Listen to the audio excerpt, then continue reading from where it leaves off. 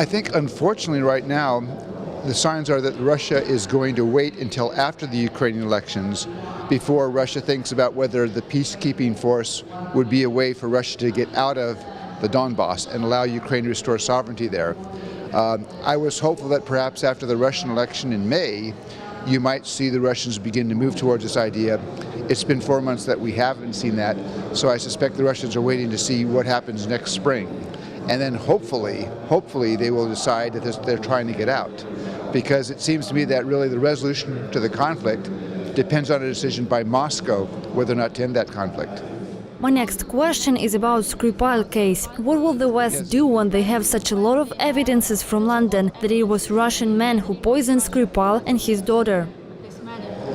Well, first of all, I mean, this is really unacceptable behavior.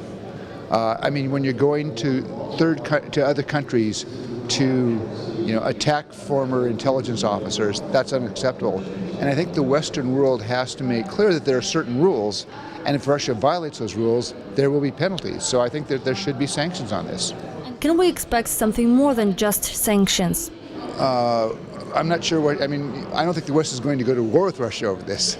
But sanctions actually, sanctions have not delivered, for example, the sanctions have not persuaded Russia to leave Crimea. But I do believe the sanctions are having an impact. Most economists say that sanctions have an impact that costs Russia about 1% of its gross domestic product. And in an economy that's only growing about 1.5% a year, that's significant.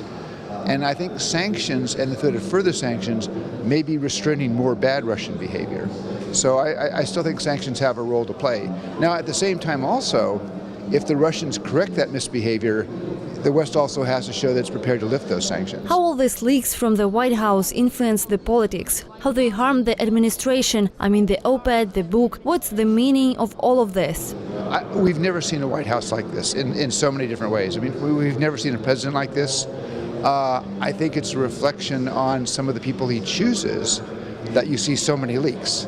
I mean, these leaks are not, to my mind, I don't think they're coming from the mid-level. They're not coming from career government officials who are basically trained, you support the president's policy. They're coming from the people that Mr. Trump brought in. It does not reflect well on his choice of people. And unfortunately, I think it does show a White House that is somewhat chaotic. I wish it were otherwise. I think this is complicating American policy. I think it undercuts America's image in the world. I hope it's all over in about 2 years when we have our next presidential election. What should we expect from the Manafort case? Would it change something in the way U.S. politics is done? I'm not sure. I mean, I think the big question we'll see is, Mr. Manafort reportedly, I've just seen the news reports, is in a negotiation about a possible plea deal.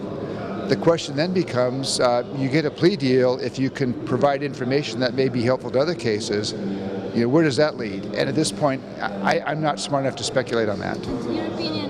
Can Special Counsel Mueller get to the president directly?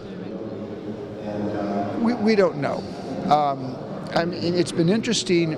Mr. Mueller has been very, very quiet. He's been, I think, very, very disciplined and very systematic in the way he works. I have to tell you, in January of 2017, I didn't give a lot of credence to reports of some kind of collusion between the Russians and President Trump's campaign. But the way he's acted in the last year and a half make me think that we need to check this.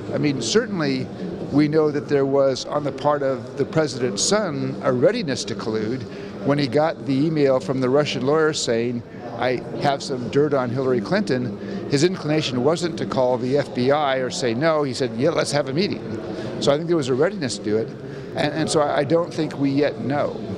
And I think, though, Mr. Mueller's, pretty systematic, and I think if there is something there, he'll dig it out.